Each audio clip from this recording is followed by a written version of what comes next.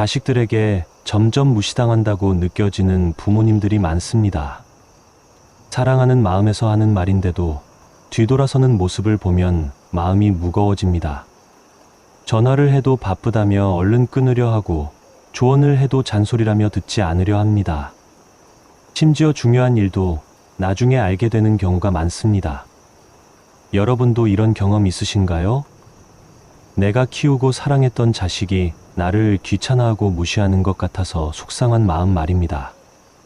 하지만 여러분, 이런 상황에서도 자식의 마음을 다시 돌릴 수 있는 방법이 있습니다. 놀랍게도 딱 3가지만 바꾸면 자식이 부모님을 다시 귀하게 여기게 됩니다.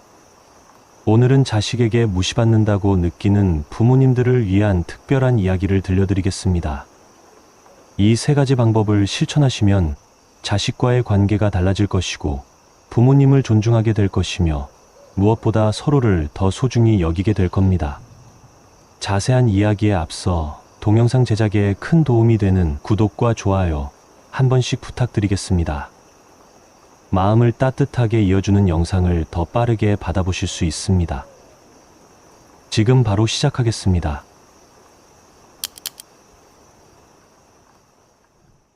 64세 김영희 씨의 이야기부터 들려드리겠습니다. 김영희 씨는 평생 자식들을 위해 살아온 분이셨습니다. 남편이 일찍 세상을 떠난 후 홀로 2 아들을 키우며 온갖 고생을 다했죠. 큰아들 대학 등록금을 마련하기 위해 새벽 4시에 일어나 반찬 장사를 했고 둘째 결혼 자금을 위해 집까지 팔았습니다. 그런데 요즘 김영희 씨는 깊은 상처를 받고 계셨습니다. 큰아들은 한 달에 1번 안부 전화도 제대로 안 하고 둘째는 아예 연락이 뜸해진 상태였습니다. 명절에 모처럼 모이면 스마트폰만 들여다보고 김영희 씨가 말을 걸어도 대충 대답하기 일쑤였습니다. 더 속상한 건 이런 일들이었습니다. 지난 추석 때 큰아들 가족이 왔는데 김영희 씨가 정성껏 준비한 음식을 보고 며느리가 이런 말을 했습니다. 어머니, 이렇게 많이 준비하지 마세요. 아이들이 집밥을 안 먹어요. 그리고는 아이들에게 햄버거를 시켜줬습니다. 김영희 씨는 그 순간 가슴이 무너지는 것 같았습니다. 새벽부터 일어나서 손수 만든 나물 반찬들, 정성스럽게 끓인 갈비탕이 모두 무시당한 기분이었습니다. 둘째 아들도 마찬가지였습니다. 김영희 씨가 요즘 아이들 교육비는 어떻게 하니? 라고 걱정스럽게 물으면 그건 저희가 알아서 할 일이에요. 나 차갑게 대답했습니다. 심지어 어머니가 너무 간섭하시는 것 같아요. 라는 말까지 들었습니다. 선생님, 제가 뭘 잘못했을까요? 김영희 씨는 눈물을 글썽이며 이렇게 말씀하시더군요. 평생 자식들만 생각하고 살았는데 이제는 짐이 된 것 같아요. 제가 말을 걸면 귀찮아하는 게 눈에 보여요. 예전에는 그래도 제 말을 들어줬는데 요즘엔 대화도 제대로 안 됩니다. 김영희 씨의 하루는 이렇게 시작됩니다. 아침에 일어나면 제일 먼저 큰아들 생각이 납니다. 어제 야근한다고 했는데 집에 잘 들어갔을까? 요즘 스트레스를 많이 받는다고 했는데 밥은 제때 먹고 있을까? 둘째 아들도 마찬가지입니다. 아이들 학원비가 부담된다고 했는데 괜찮을까? 며느리가 요즘 힘들어한다고 했는데 도와줄 방법은 없을까? 그래서 참다 전화를 걸면 이런 대화가 시작됩니다. 여보세요. 큰아들아? 네, 어머니. 밥은 제때 먹니? 요즘 야근 많이 한다면서? 네, 먹고 있어요. 건강관리 좀 해. 몸이 제일 중요한 거야. 네, 알고 있어요. 돈은 모으고 있어? 애들 교육비 부담되면 말해. 어머니, 저희가 알아서 할게요. 그래도 부모가 걱정되는 건 당연한 거 아니야? 어머니, 저 바빠서 나중에 전화드릴게요. 뚝! 이런 식으로 전화가 끝나면 김영희 씨는 하루 종일 마음이 무거웠습니다. 내가 뭔가 잘못 말했나? 왜 아들이 나를 피하려고 할까? 더 큰 문제는 이런 일이 반복되면서 김영희 씨 자신도 변화하기 시작했다는 겁니다. 예전에는 밝고 활기찬 분이셨는데 요즘에는 늘 우울하고 걱정이 많아졌습니다. 동네 사람들을 만나도 자식 이야기만 하게 되고 그러다 보니 사람들도 피하기 시작했습니다. 그런데 여러분, 여기서 놓치면 안 되는 중요한 진실이 있습니다. 김영희 씨가 자식들에게 무시받는 이유는 잘못해서가 아니라 오히려 너무 잘해줬기 때문이었습니다. 어떻게 이런 일이 가능할까요? 심리학에는 희소성의 법칙이라는 게 있습니다. 너무 쉽게 얻을 수 있는 것은 소중히 여기지 않는다는 원리입니다. 김영희 씨의 사랑과 관심이 자식들에게는 당연한 것이 되어버린 겁니다. 실제로 김영희 씨는 자식들과 대화할 때 이런 패턴을 보였습니다. 항상 먼저 연락하고, 항상 걱정하고, 항상 챙기려고 했습니다. 자식들 입장에서는 어떨까요? 큰아들은 친구들과 이런 대화를 나눴다고 합니다. 우리 어머니는 너무 간섭이 심해서 힘들어. 뭘 해도 걱정하시고 계속 체크하려고 하셔. 솔직히 전화 받기가 부담스러워. 둘째 아들의 아내도 남편에게 이런 말을 했습니다. 어머니가 또 전화 오셨네. 이번엔 뭘 물어보실까? 우리가 뭘 못한다고 생각하시는 것 같아서 기분이 안 좋아. 그런데 놀라운 일이 일어났습니다. 김영희 씨가 딱 3가지만 바꾸니까 자식들의 태도가 완전히 달라진 겁니다. 3개월 후 김영희 씨를 다시 만났을 때 그분의 표정이 완전히 바뀌어 있었습니다. 밝고 활기차 보였고 무엇보다 자신감이 넘쳤습니다. 선생님, 정말 신기해요. 큰아들이 먼저 전화를 걸어와서 고민을 털어놓더라고요. 둘째도 주말마다 아이들 데리고 놀러 와요. 심지어 며느리가 제 요리를 배우고 싶다고 하네요. 도대체 뭘 바꾼 걸까요? 첫 번째 비밀을 지금 공개하겠습니다. 그런데 그 전에 하나만 더 말씀드리고 싶은 게 있습니다. 이 방법들은 단순히 자식들의 관심을 끌기 위한 기술이 아닙니다. 진정한 관계 회복을 위한 원리들입니다. 김영희 씨도 처음에는 반신반의했습니다. 이런 식으로 하면 정말 달라질까요? 혹시 자식들이 더 멀어지면 어떡하죠? 하지만 용기를 내어 실천했고 그 결과는 기대 이상이었습니다. 지금부터 그 첫 번째 비밀을 알려드리겠습니다. 첫 번째 비밀은 바로 먼저 묻지 말고 기다리는 것입니다. 그게 뭔 소리야? 아마 이런 생각이 드실 겁니다. 부모가 자식 걱정하는 게 당연한 건데 왜 묻지 말라는 걸까요? 김영희 씨도 똑같은 반응이었습니다. 선생님, 그럼 자식들이 연락 안 오면 어떡하라는 거예요? 제가 먼저 안 하면 1달, 2달도 연락이 없을 수 있어요. 그래도 괜찮다는 말씀이세요? 그런데 여기에는 인간 심리의 중요한 원리가 숨어 있습니다. 사람은 누구나 자신이 먼저 관심을 받기보다는 관심을 주는 쪽이 될 때 더 소중함을 느낍니다. 그런데 부모가 항상 먼저 묻고 걱정하면 자식들은 부모를 당연히 그래야 하는 존재로 여기게 됩니다. 실제로 69세 박정순 씨의 경험을 들어보시면 이해가 될 겁니다. 박정순 씨는 딸 하나만 키운 분이셨습니다. 남편과 함께 작은 가게를 운영하면서 딸을 대학까지 보냈고 결혼할 때까지 정성스럽게 뒷바라지했습니다. 그런데 딸이 결혼한 후부터 관계가 소원해지기 시작했습니다. 박정순 씨는 매일 아침 딸에게 문자를 보냈습니다. 딸아, 잘 잤니? 오늘도 화이팅. 날씨가 추우니까 옷 따뜻하게 입어. 시댁에서 힘든 일 없지?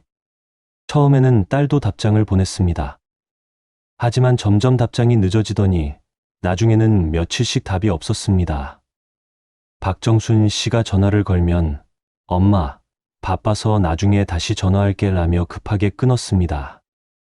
그러던 어느 날 딸의 친구를 통해 충격적인 말을 들었습니다.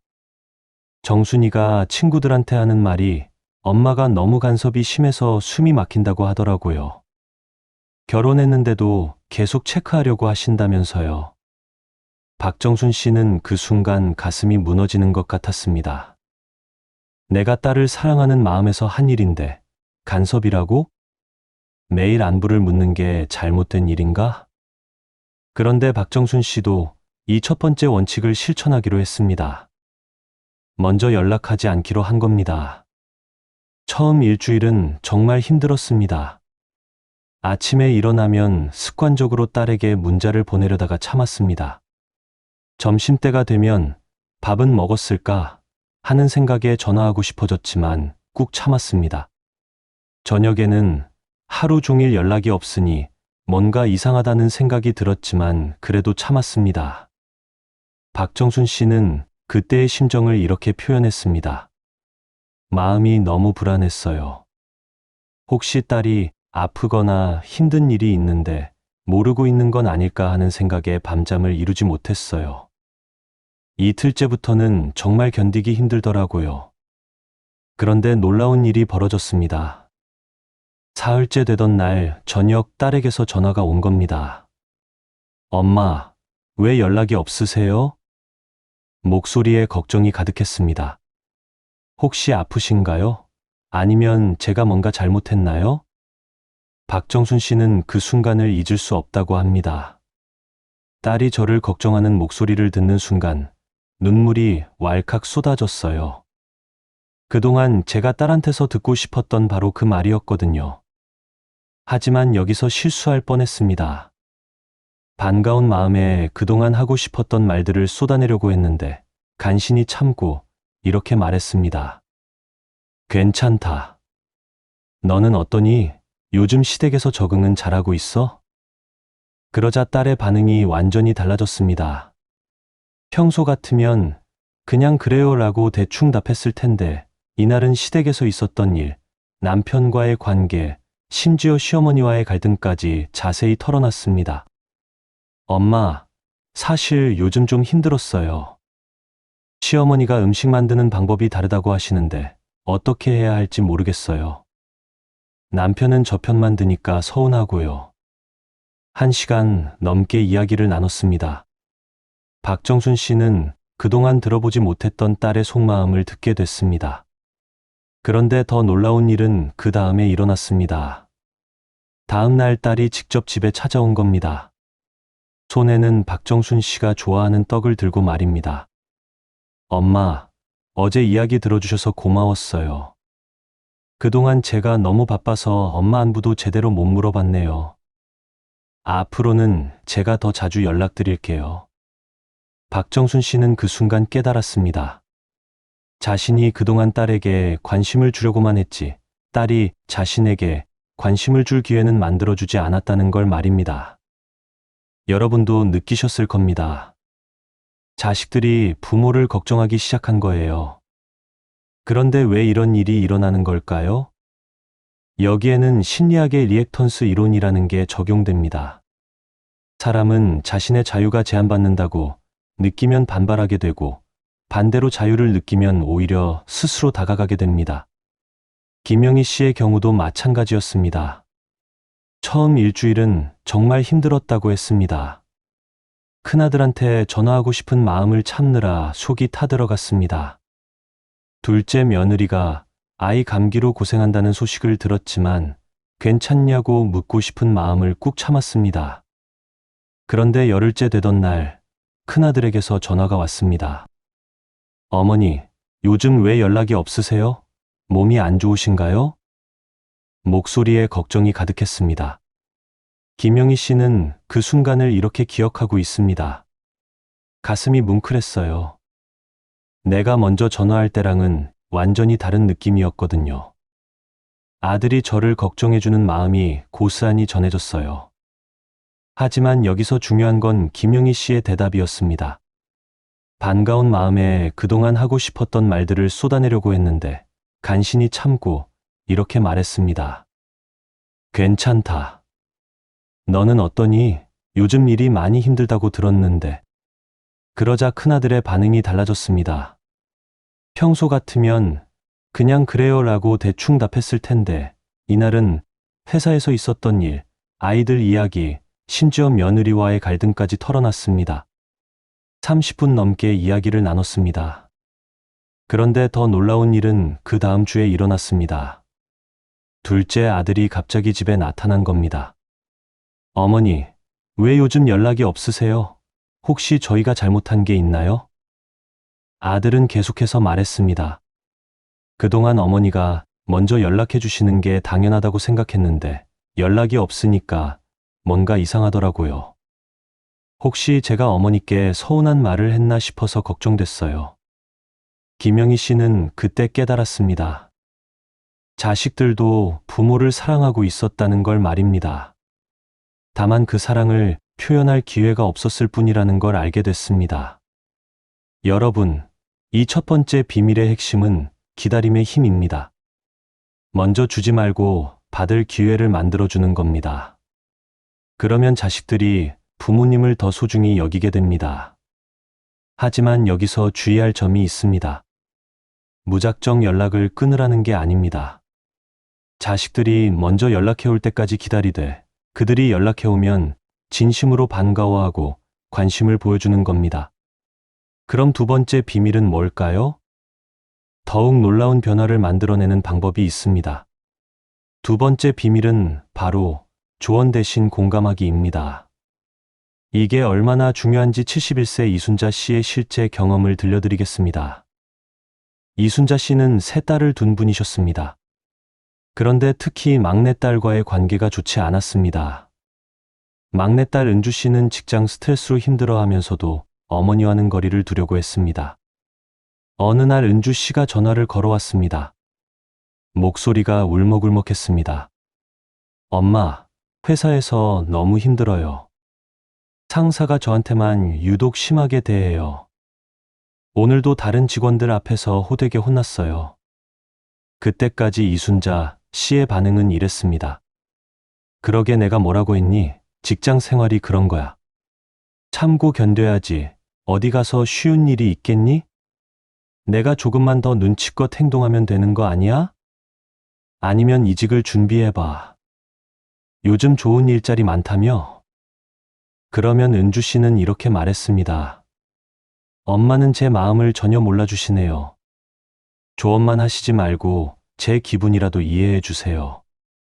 결국 전화는 서로 언성이 높아지며 끊어졌습니다. 이순자 씨는 그때마다 답답했습니다. 딸을 위해서 좋은 말을 해주는 건데 왜 화를 낼까? 그런데 이순자 씨가 두 번째 원칙을 배우고 나서 완전히 다른 반응을 보이기 시작했습니다. 며칠 후 은주 씨가 또 힘든 하루를 보내고 전화를 걸어왔습니다. 엄마, 오늘도 상사한테 혼났어요. 정말 그만두고 싶어요. 이번에는 이순자 씨가 이렇게 말했습니다. 아이고, 우리 은주가 얼마나 힘들었을까. 상사한테 혼나는 게 얼마나 기분 나쁘겠니. 다른 사람들 앞에서 그러면 더 창피하고 속상했을 거야. 그러자 은주 씨의 반응이 달라졌습니다. 엄마가 제 마음을 알아주시니까 좀 나아지는 것 같아요.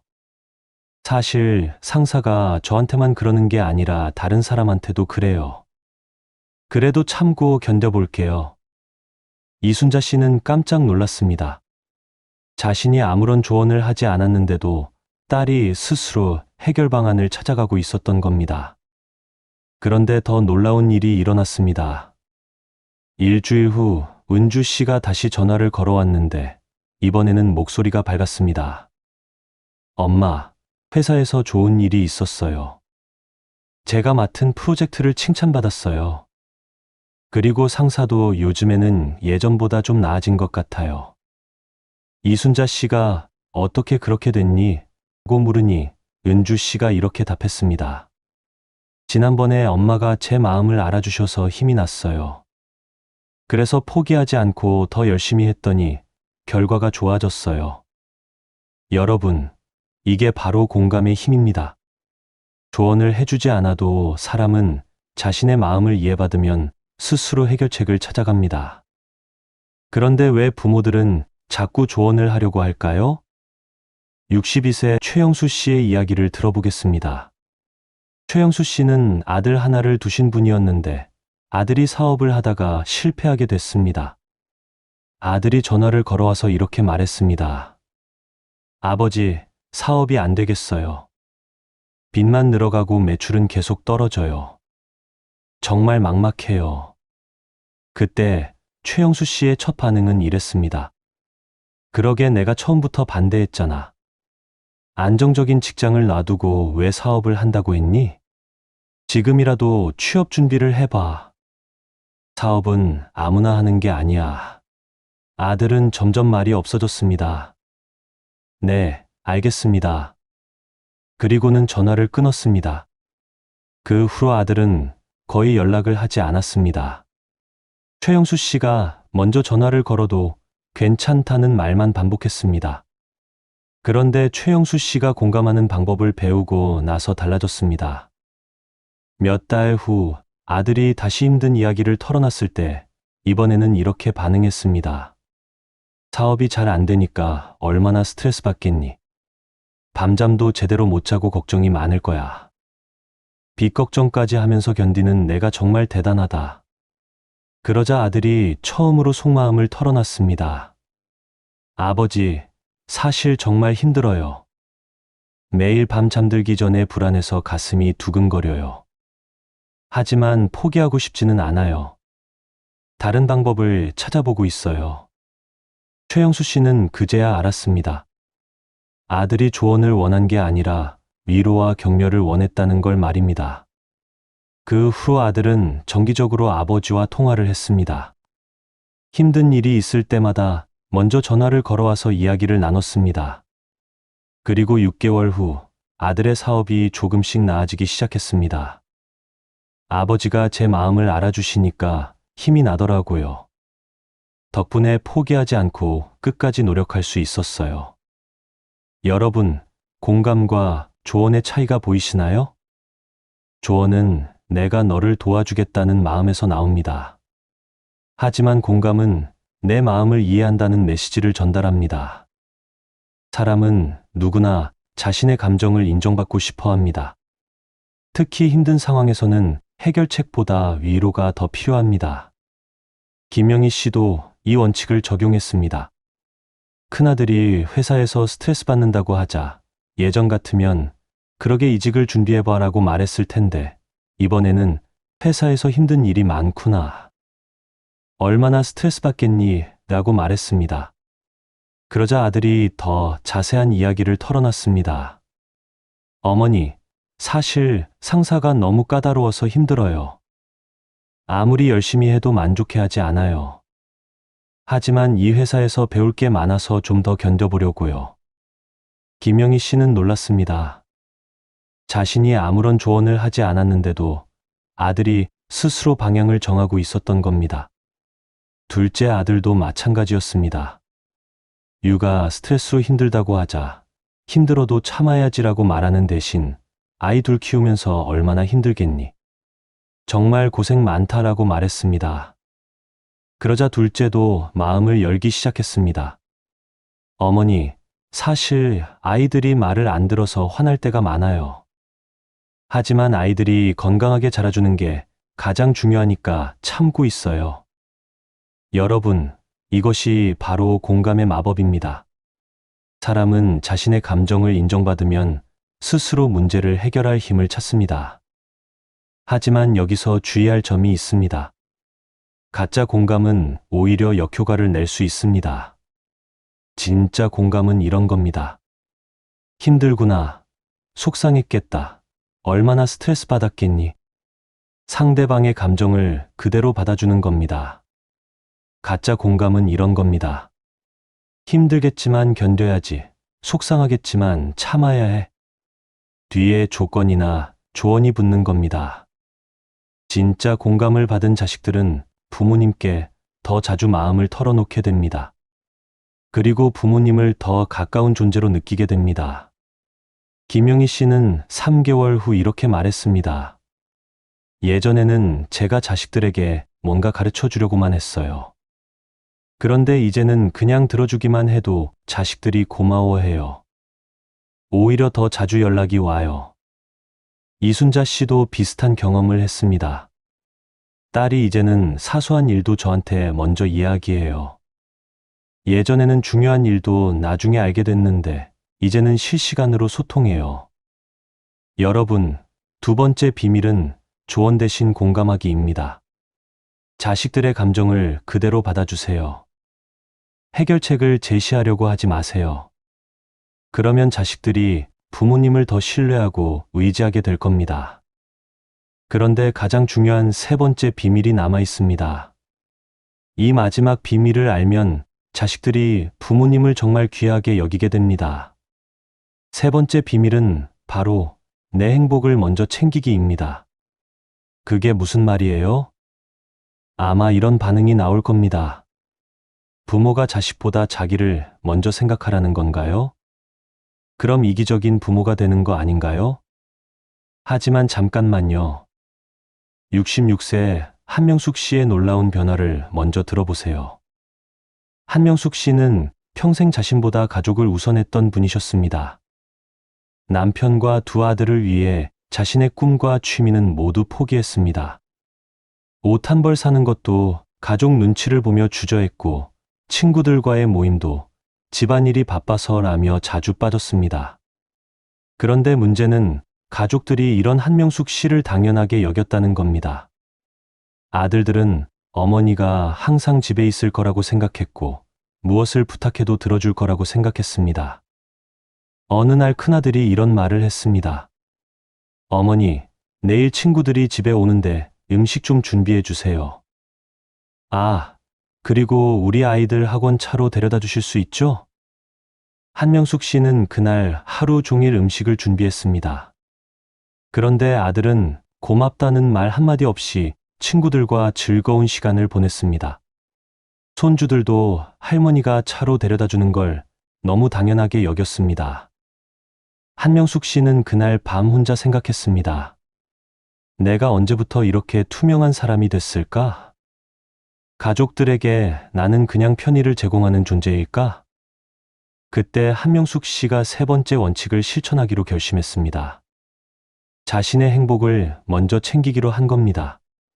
한명숙 씨는 20년 만에 취미 활동을 시작했습니다. 젊었을 때 좋아했던 서예를 다시 배우기로 한 겁니다. 주 3회 서예 수업에 등록했고 주말에는 서예 동호회 활동에도 참여했습니다.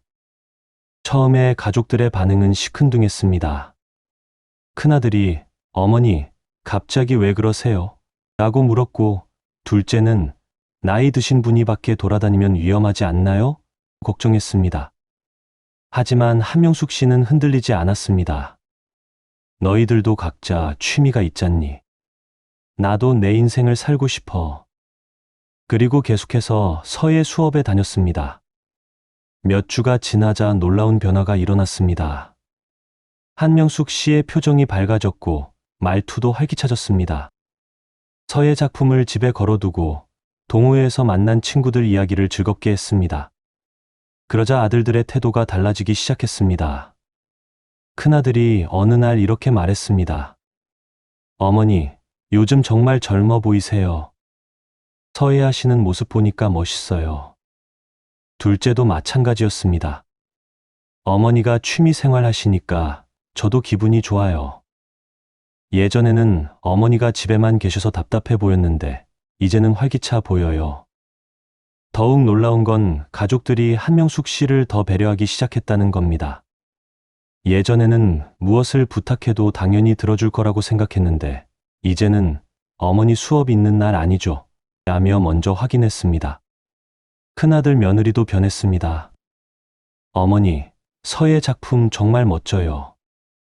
저도 배워보고 싶어요. 그리고 실제로 한명숙 씨와 함께 서예 수업을 듣기 시작했습니다. 여러분, 이게 바로 내 행복을 먼저 챙기기의 효과입니다. 부모가 자신의 삶을 소중히 여기면 자식들도 부모를 더 소중히 여기게 됩니다. 그런데 왜 이런 일이 일어나는 걸까요? 73세 정영환 씨의 경험도 들어보겠습니다.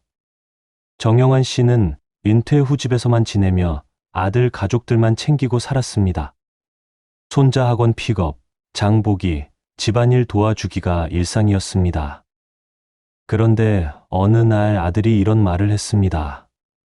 아버지, 요즘 너무 한가해 보이세요. 뭔가 취미라도 찾아보시는 게 어때요? 정영환 씨는 그 말에 상처를 받았습니다. 내가 너희를 도와주는 걸 한가하다고 생각하나?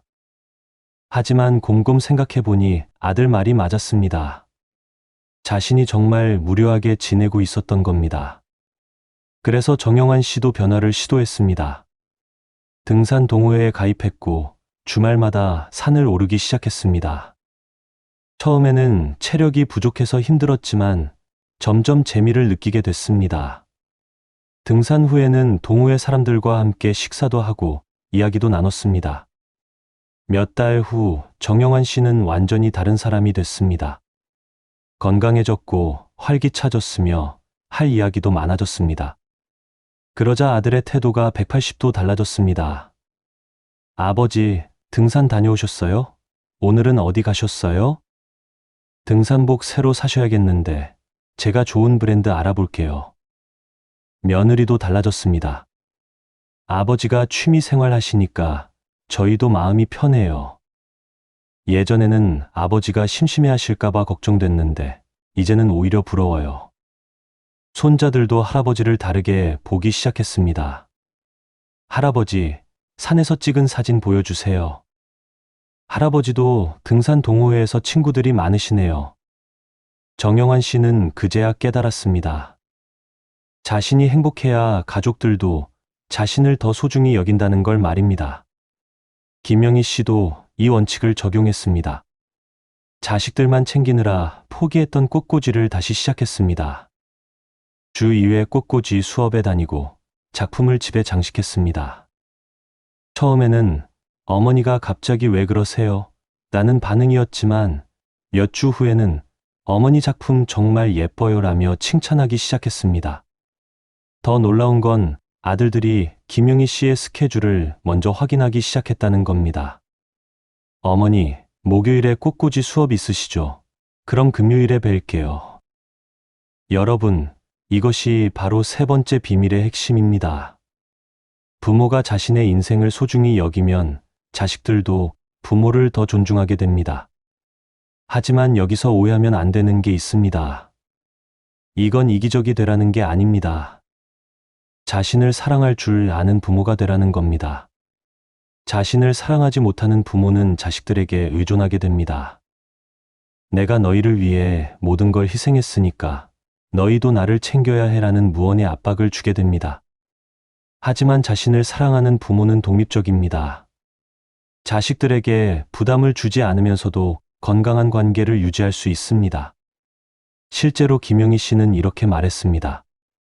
예전에는 자식들이 연락 안 오면 하루 종일 서운했어요. 그런데 이제는 제 할 일이 있으니까 그런 생각할 시간이 없어요. 오히려 자식들이 연락 오면 더 반갑고 고마워요. 한명숙 씨도 비슷한 경험을 했습니다. 서예를 하면서 제 자신에 대한 자존감이 높아졌어요. 그러니까 자식들한테 인정받고 싶은 마음이 줄어들었어요. 대신 자식들이 저를 더 존중해주기 시작했어요. 여러분, 세 번째 비밀은 내 행복을 먼저 챙기기입니다. 자신만의 취미를 찾으세요. 자신만의 인생을 살아가세요. 그러면 자식들이 여러분을 더 귀하게 여기게 될 겁니다. 지금까지 세 가지 비밀을 모두 알려드렸습니다. 첫 번째, 먼저 묻지 말고 기다리기. 두 번째, 조언 대신 공감하기. 세 번째, 내 행복을 먼저 챙기기. 이 세 가지만 실천하면 자식들이 여러분을 다시 귀하게 여기게 될 겁니다. 하지만 여기서 끝이 아닙니다.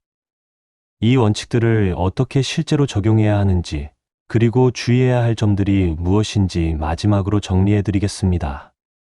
지금까지 세 가지 비밀을 알려드렸습니다. 하지만 아마 이런 생각이 드실 겁니다. 이론은 좋은데 실제로 어떻게 해야 하지? 혹시 실패하면 어떡하지? 실제로 75세 송옥분 씨도 처음에는 이런 걱정을 했습니다. 송옥분 씨는 세 아들을 둔 분이셨는데 특히 셋째 아들과의 관계가 좋지 않았습니다. 셋째는 결혼한 후 거의 연락을 하지 않았고 명절에도 형식적인 인사만 하고 일찍 돌아갔습니다. 송옥분 씨가 세 가지 원칙을 들었을 때 반응이 이랬습니다. 선생님, 제가 먼저 연락 안 하면 정말 연락이 안 올 것 같은데요. 셋째는 원래 무뚝뚝한 성격이라 공감해줘도 별 반응이 없을 것 같아요. 그리고 저는 이미 나이가 많아서 새로운 취미를 시작하기엔 늦은 것 같고요. 하지만 송옥분 씨는 용기를 내기로 했습니다. 단, 한 번에 모든 걸 바꾸려고 하지 않았습니다. 작은 것부터 차근차근 시작했습니다. 먼저 송옥분 씨가 첫 번째로 실천한 것은 기다리기였습니다. 송옥분 씨는 먼저 첫 번째 원칙부터 실천했습니다. 평소 일주일에 한 번씩 셋째에게 안부 전화를 하던 걸 멈췄습니다. 첫 주는 정말 힘들었습니다. 일요일 저녁이 되면 습관적으로 전화기를 들었다가 다시 내려놨습니다. 혹시 아들이 아프거나 힘든 일이 있는 건 아닐까? 밤잠을 설치기도 했습니다. 두 번째 주도 마찬가지였습니다. 셋째 며느리가 아이 감기로 고생한다는 소식을 큰아들을 통해 들었지만 직접 연락하고 싶은 마음을 꾹 참았습니다. 그런데 세 번째 주 수요일, 놀라운 일이 일어났습니다. 셋째에게서 전화가 온 겁니다. 어머니, 요즘 왜 연락이 없으세요? 목소리에 걱정이 담겨 있었습니다. 혹시 몸이 안 좋으신가요? 송옥분 씨는 그 순간 가슴이 뛰었습니다.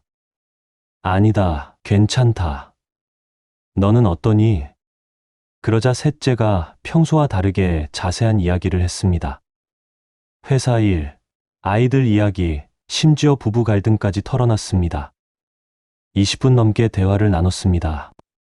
그 다음으로 송옥분 씨가 실천한 것은 공감하기였습니다. 송옥분 씨는 두 번째 원칙도 점차 적용하기 시작했습니다. 셋째가 회사에서 스트레스 받는다고 하자 예전 같으면 그래도 참고 견뎌야지라고 말했을 텐데 이번에는 회사에서 힘들겠구나. 스트레스 많이 받았을 거야 라고 말했습니다. 처음에는 어색했습니다. 평생 조언하는데 익숙해져 있던 송옥분 씨에게는 그냥 들어주기만 하는 게 쉽지 않았습니다. 하지만 놀라운 변화가 일어났습니다. 셋째가 더 자주 연락하기 시작한 겁니다. 어머니, 오늘 회사에서 좋은 일이 있었어요. 프로젝트가 성공해서 상사한테 칭찬받았어요. 송옥분 씨는 깨달았습니다. 아들이 자신의 이야기를 들어줄 사람을 찾고 있었다는 걸 말입니다. 마지막으로 송옥분 씨가 도전한 것은 자신만의 행복 찾기였습니다.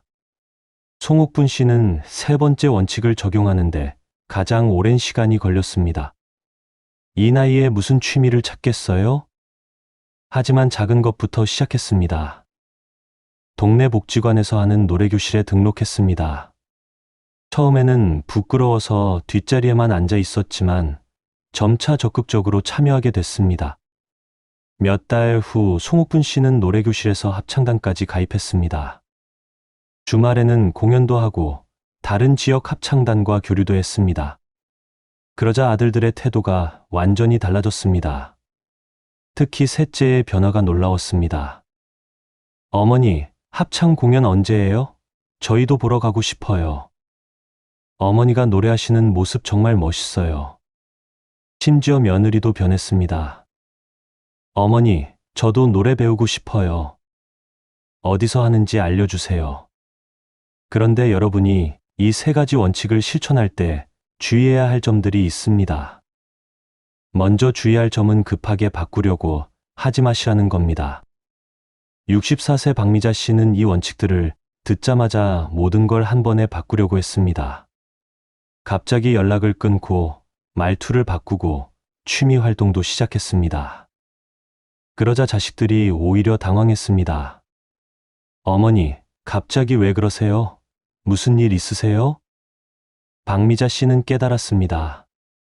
너무 급작스러운 변화는 자식들을 불안하게 만들 수도 있다는 걸 말입니다. 천천히 하나씩 바꿔나가는 게 중요합니다. 그리고 또 주의할 점은 진짜 마음에서 우러나와야 한다는 겁니다. 67세 유정숙 씨는 처음에 기계적으로 따라했습니다. 공감한다고 말은 하지만 마음은 여전히 조언하고 싶어 했습니다. 자식들이 금세 알아차렸습니다. 어머니, 뭔가 어색하세요. 평소 같지 않아요. 진짜 변화는 마음에서부터 시작되어야 합니다. 자식들을 진심으로 이해하려는 마음이 있어야 합니다. 마지막으로 주의할 점은 포기하지 마시라는 겁니다. 김영희 씨도 중간에 포기하고 싶었던 적이 있었습니다. 한 달 정도 실천했는데도 큰 변화가 없어 보였거든요. 역시 안 되는 건가? 하지만 2개월째부터 조금씩 변화가 보이기 시작했습니다. 진짜 변화는 시간이 걸립니다. 이 3가지 원칙을 실천한 분들의 3개월 후 변화를 보면 정말 놀랍습니다. 김영희 씨는 이렇게 말했습니다. 아들들이 먼저 연락해서 고민을 털어놓아요. 심지어 며느리도 제 요리를 배우고 싶다고 하네요. 한명숙 씨도 마찬가지였습니다. 서예 작품을 보고 자식들이 자랑스러워해요. 동호회 친구들도 소개시켜달라고 해요. 송옥분 씨는 더욱 놀라운 변화를 경험했습니다. 셋째가 주말마다 가족들 데리고 놀러와요. 합창 공연 때마다 응원하러 와주고요. 정영환 씨도 비슷한 경험을 했습니다. 등산 사진을 보고 손자들이 할아버지랑 같이 가고 싶다고 해요. 여러분, 이분들의 공통점이 뭔지 아시나요? 자식들이 부모님을 의무적으로 챙겨야 할 존재가 아니라 존경하고 사랑하는 존재로 바라보기 시작했다는 겁니다. 지금 이 순간부터 시작할 수 있습니다. 먼저 자식에게 전화하고 싶은 마음이 들어도 하루만 참아보세요. 대신 자신을 위한 시간을 만들어 보세요. 산책을 하거나 좋아하는 음악을 들어보세요. 자식이 먼저 연락해오면 진심으로 반가워하세요. 그리고 조언하고 싶은 마음을 참고 그냥 들어주세요. 그랬구나. 힘들었겠다. 수고했다. 작은 변화부터 시작하면 됩니다. 동네 산책, 독서, 요리, 뭐든 좋습니다. 자신을 위한 시간을 만들어 보세요. 여러분, 기억하세요. 여러분이 행복해야 자식들도 여러분을 더 소중히 여깁니다. 여러분이 독립적이어야 자식들이 더 가까이 다가옵니다. 여러분이 자신을 사랑해야 자식들도 여러분을 더 사랑하게 됩니다. 자식이 무시한다고 느낄 때 이 3가지를 기억하세요. 먼저 묻지 말고 기다리기. 조언 대신 공감하기. 내 행복을 먼저 챙기기. 그러면 분명히 변화가 일어날 겁니다. 자식들이 여러분을 다시 귀하게 여기게 될 겁니다. 여러분의 하루하루가 따뜻하길 바랍니다. 오늘도 수고 많으셨습니다.